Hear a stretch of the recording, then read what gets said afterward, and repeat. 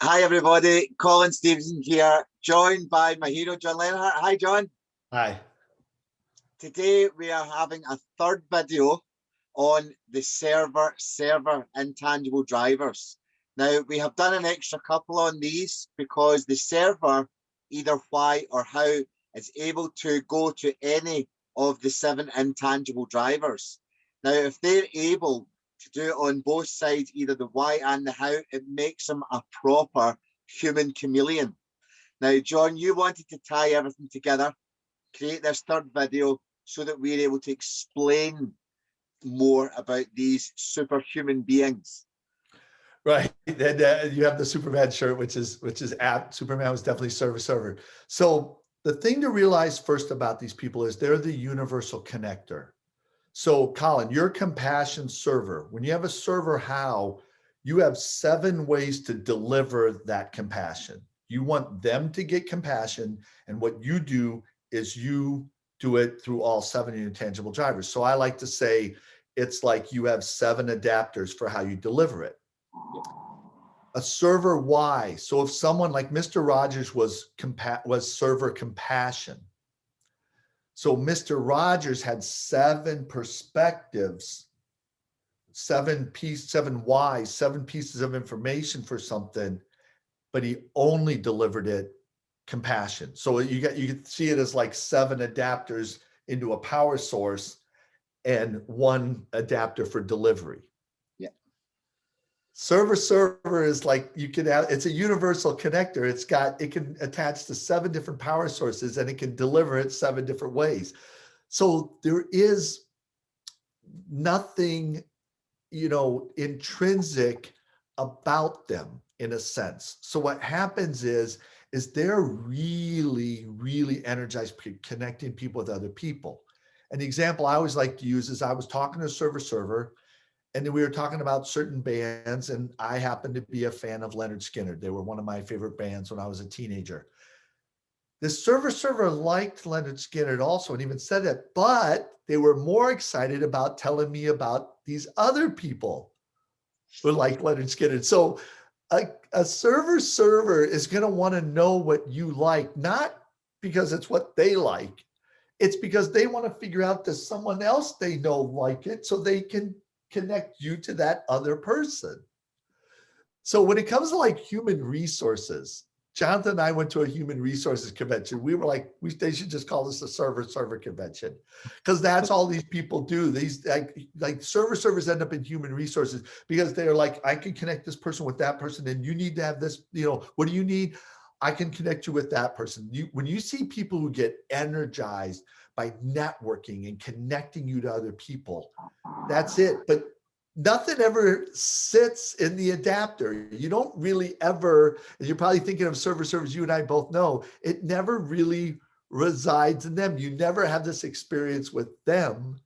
You have an experience with them that they are planning on helping you have an experience with someone else later. Yeah.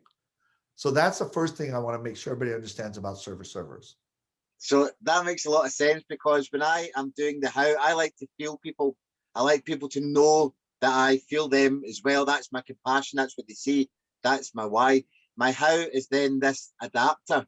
So there are times where I like to feel them and say, well, what I can do is I can put you onto this person. I can give you this solution. I can dissolve it this way. I can do it. So where you're talking about the server how, I get energized from that. I get energized in connecting people with how that I'm able to feel it. So I totally get it. Right. So the thing is that compassion giver and server, when people are doubles of those, so if they're a compassion server like yourself, giver server, or server compassion, server giver, compassion giver, when they are those 3, they don't get energy being helped. So what tends to happen with servers and these other people is, if they're struggling and you say, do you want some help with that? I'm fine. And then they struggle a little more. Do you want some help? I'm okay. I'm fine. And these teachers, I say this to the teachers all the time. It's kind of an unconscious confrontation, because they're frustrated by these kids in their class. They try to help them. They don't want help. They turn their back. They've tried to help them 3 or 4 times. And all of a sudden the kid's crying. What's wrong? I'm not doing well. When weren't you doing well? I was never doing well. I asked you 3 times if you were doing well, and you said you were fine. And then all of a sudden, it's like, so servers don't get energy asking for help, and they are the best number 2 in an organization. One of the things we're going to eventually talk about with systems is, when I go in to help a company, I want to talk to their number 1 and their number 2. And first thing I want to do is figure out their tangible drivers. There are certain combinations of number 1s and number 2s that will never work. There is a number 1 that can work with any number 2, and that's compassion server. You're a compassion server, Colin. So you can be the president literally of any company and work with any person as your number 2. There is a number 2 that could work for any number 1, and that's server. Yeah. Servers are great. Like if someone's a server, they can be the number 2 at Google. It wouldn't even matter what the company is. They would get the energy being that.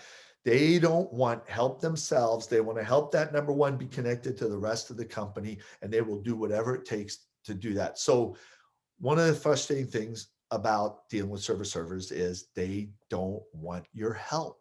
They're doing fine until they're not. Yeah. Now I know a few servers that I adore, and I mean really adore, and they love to help and connect and do all the things. And they can tell me they're doing fine, and I feel that they're not. And that's the point where it comes, the compassion server can become a little bit intrusive sometimes. They can, and it's like, I know there's something wrong. No, there's not. Yes, no, there's not. And it's like, I know what I'm feeling, and I see like you're trying to stop that, and it becomes kind of not hurtful for me, but it becomes frustrating, when I'm like, I can do this, and then they're not willing to ask anymore. Or maybe they ask once or twice and go, I can't ask again because I'm being a nuisance and I'm not gaining energy by asking, and it's very, very, very difficult to be able so yes, they are the best number 2 and they're the best kind of partner in crime, absolutely. But it's also that other part where I see you're struggling. Can we rehearse this so that anytime you feel it, you make a signal, you don't ask me, but you say something else that allows me to know. Right. And that's why the second part of server, this series was you talking with Jonathan. Jonathan's compassion server, like yourself, married to Morgan, who's server. And that's why a lot of these couples that, do really well, it's a server with a compassion server for that very reason, is Morgan's not going to tell you she has a problem. And it's going to take a compassion person to vibe it and figure it out, because the second issue with the compassion server or server is not only that they don't want help, they can appear to be very stubborn because of the ServerWHY.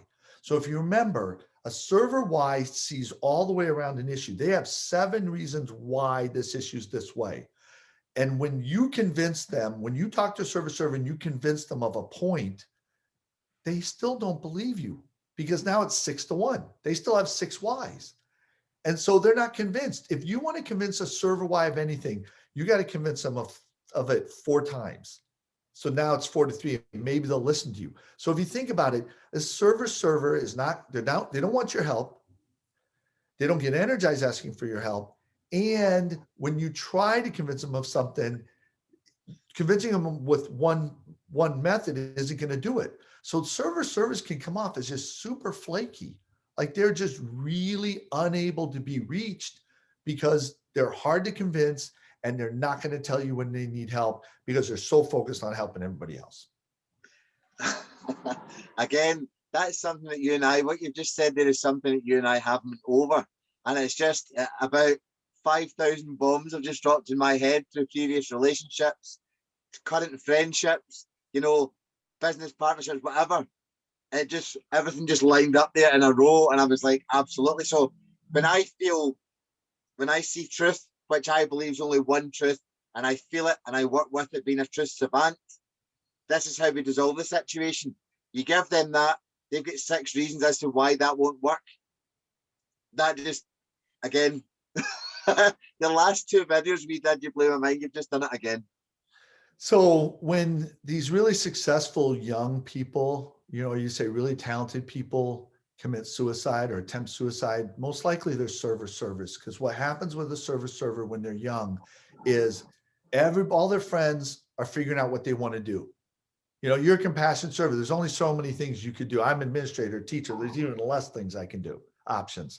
Servers, and when I stand up in front of a class, I do this analogy. I say, oh, I want to do this, but I could be doing this, yet I could be doing this, and I go full circle, but I could be doing this. I could do this. I think I'll do this. And I didn't go anywhere. And all the servers in the room are like, that's me. They're not making progress in any area of their life because they keep being able to get energy at whatever they're doing because they can adjust to an intangible driver that gives them energy. And then they start feeling behind. Then they start feeling like they don't know who they are. And then I've said it before, every person that I've dealt with who's attempted suicide did it because they didn't know who they were. They thought who they were is what they had or what they did. And if they can't have what they want, or if they can't do or know what to do, then what's the reason for living? When they understand their intangible driver, that stops them from ever wanting to kill themselves ever again.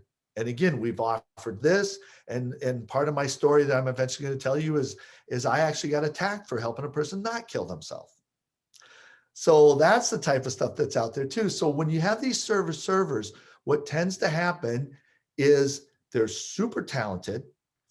They're in these fields, business fields. LinkedIn's full of a bunch of these servers.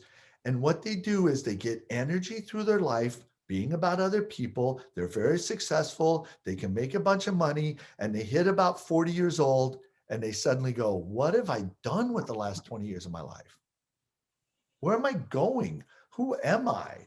I don't even know if I like doing what I'm doing. I don't know if I've ever liked any of what I'm doing. Can I ask a question, please? Yeah, go ahead. Right, just while it's fresh in my head, a server, would you ask them not to try and be the leader? Would you ask them to go in as a second assistant to connect, or talk them out of trying to be the manager or trying to be the boss? I wouldn't talk them out of it. I'd help them adjust because a lot of entrepreneurs are servers. Okay. A lot of them are. And so that's where I'm leading to right now is that what tends to happen is these servers get past 40. They have this, they're doing well, and they'll sit there and talk, I'm doing well. I got more money and more of this and more of that. And I got all this money in the bank, and I tried to kill myself. I got separated from my spouse. I started doing outrageous things. And it's like, because they don't know who they are. So our friend Dom, he's kind of the server whisperer. He's exhorted server, and he just seems to just attract these servers, 20, 21, 22. These people are from all over the world. I would say they're geniuses. And his pitch to them is, hey, I have a person who can save you 20 years of your life. So Dom has put together this group, this amazing group of people, and I interact with them. All of them have called me. Half of them have called me twice. I'm never going to chase anybody down. If people don't want to talk to me, that's fine. I got enough to do, and I only want to deal with the people who want to be dealing with me. But I am dealing with an amazing group of servers that are real young 20s, and they are starting to figure out, and what I'm doing is helping them become leaders in what they want to do. And I'm just going to save them 20 years of their life. I think it's good they crashed. A lot of them have watched our videos on storytelling, and a lot of them have realized they were on the negative arc. They've crashed, which is great. Crash at 20, 21, 22. Don't crash at 40 or 50. They crashed, and now they're on the positive arc. And the thing is that what I do to help them is a conjunctive. So the problem with these servers, you're wearing the Superman shirt, is because they get energy doing everything, they think it means they have to be great at everything. They have the superhero, Superman complex. I am not trying to be great at stuff that doesn't give me energy. You're not trying to do that, Colin. Now, what would happen if you could get energy doing anything? Your natural response, what our culture has told you is, well, then you should be the best at it. Yeah. They're trying to be the best at everything. They're never the best at anything. They never found their uniqueness. And then they wipe themselves out. So the conjunctive is, and this is the process I'm taking them through, is you have to go to a personal vision statement. You have to get this more specific version of a uniqueness that's towards your unconscious brain, not your conscious brain, which a lot of personal vision statements do. And you want to find out your one thing. And then you as a server can say, I can be the best at everything that relates to that one thing. So Morgan, Jonathan's wife, her one thing is events. And so this is an example, like events. She wants to be the best. The thing that gives her the most energy is these events. Now, what's an event? That's a very general statement, because that could be going out to brunch. Last Saturday, my wife and I went to brunch with Jonathan and his wife. It was an event. It was awesome. Well, what did she do? She found the restaurant. She did all these different things.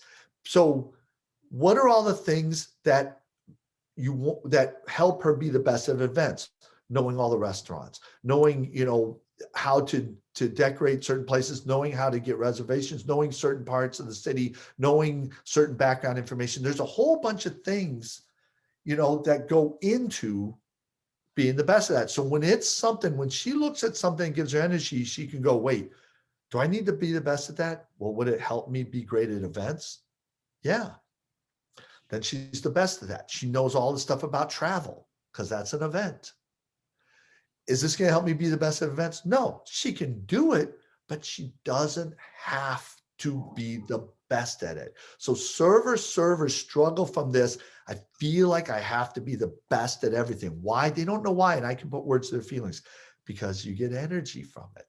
We all think if I get energy from it, I must be able to do it. That's who my uniqueness is.